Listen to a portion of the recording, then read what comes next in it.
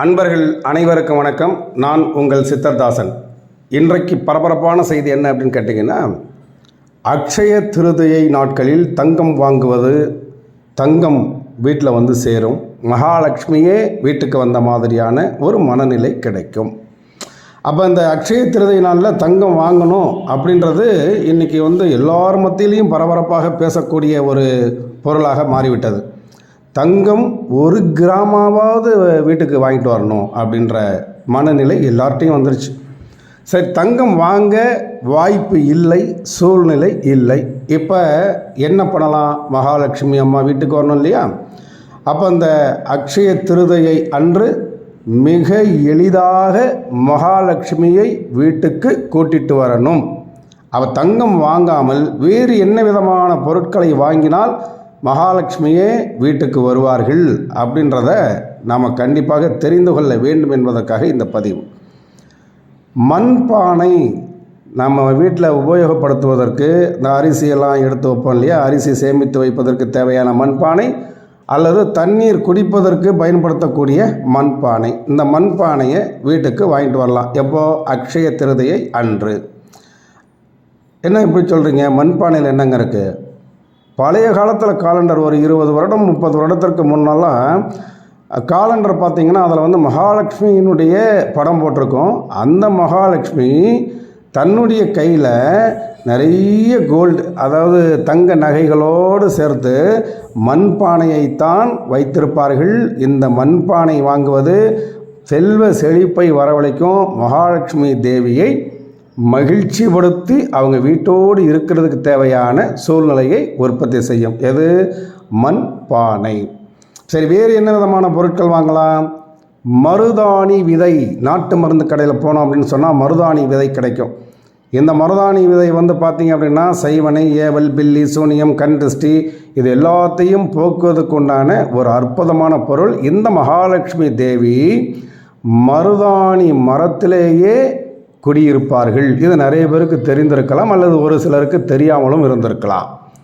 அப்படிப்பட்ட அந்த மருதாணியினுடைய விதையை வாங்கி கொண்டு வந்து வீட்டில் வைப்பது, அல்லது வாய்ப்பு கிடைப்பவர்கள் மருதாணி இலையை எடுத்து வந்து அதை மகாலட்சுமி படத்திற்கு முன்பு வைத்து நைவேத்தியம் செய்துவிட்டு அந்த மருதாணியை எடுத்து கையில் மருதாணி இலையை வாங்கிட்டு வந்து அதை அரைச்சி மகாலட்சுமி தேவிக்கு முன்னாடி வச்சு அதை நைவேத்தியம் பண்ணிவிட்டு அந்த மருதாணியை பெண்கள் கைகளில் போட்டுக்கொள்ளலாம். இப்போவும் மகாலட்சுமியினுடைய அனுக்கிரகம் கிடைக்கும். வேறு என்ன விதமான பொருட்கள் பண்ணலாம்?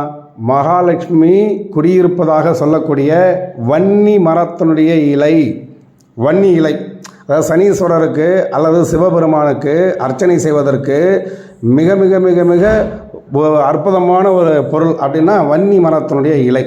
அந்த வன்னி இலைகளை வாங்கி கொண்டு வந்து அதை வாய்ப்பு கிடைப்பவர்கள் சிவன் ஆலயத்திற்கு சென்று சிவபெருமானுக்கு அர்ச்சனை செய்துவிட்டு, அல்லது வீட்டிலேயே சிவ மந்திரம் சொல்லி அர்ச்சனை செய்துவிட்டு அந்த வன்னி இலையை நீங்கள் பணம் வைக்கக்கூடிய இடத்துல வைங்க. கண்டிப்பாக பணம் சேரும். வேறு என்ன விதமான பொருட்கள் வாங்கலாம்? கண்டிப்பாக ஒரு 3 பொருட்கள் வாங்கணும். என்ன பொருட்கள் வாங்கலாம்னா, மஞ்சள். மஞ்சள் தூள் கிடையாது, மஞ்சள். இந்த மஞ்சள் வந்து குளிக்கிற மஞ்சளா அல்லது நம்ம வந்து சமையலுக்கு பயன்படுத்தக்கூடிய மஞ்சளா அப்படின்னா சமையலுக்கு பயன்படுத்தக்கூடிய மஞ்சள். கல் உப்பு, சாதாரண உப்பு, அந்த பவுடர் மாதிரி இருக்கும் இல்லையா, சால்ட் அப்படின்னு சொல்லி பாக்கெட்டில் அடைச்சி, அது இல்லாமல் கல் உப்பு. அது கூடவே ஒரு வீட்டிலும் அத்தியாவசியமாக இருக்கக்கூடிய துடைப்பம், விளக்கமாறுன்னு சொல்லுவோம் இந்த துடைப்பம். அப்போ அந்த துடைப்பத்தில் என்ன பவர்னு கேளுங்க. நம் வீட்டில் இருக்கக்கூடிய தீய சக்திகளை வெளியே தள்ளிவிட்டு நல்ல சக்திகளை உள்ளே வருவதற்கு வழிமுறைகளை ஏற்படுத்தி கொடுக்கக்கூடிய ஒரு பாலமாக செயல்படக்கூடியது தான் துடைப்பம். அதை விளக்கமாறு அப்படின்னு சொல்லுவோம். இந்த துடைப்பம் கல்வப்பு இருக்கிற இடத்துல தீய சக்தி வராது. இதை பல வீடியோக்களில் சொல்லியிருக்கோம். இது எல்லாருக்குமே தெரிந்த விஷயங்கள். அப்போ இந்த மஞ்சள் என்பது யார்? என்ன? வராகி தேவிக்கு மிகவும் பிடித்தமான பொருள் மஞ்சள். அது மட்டுமல்ல, எல்லா தெய்வத்துக்குமே பிடிக்கும். மஞ்சள் இருக்கக்கூடிய இடத்துல மகாலட்சுமி வந்திருப்பாங்க.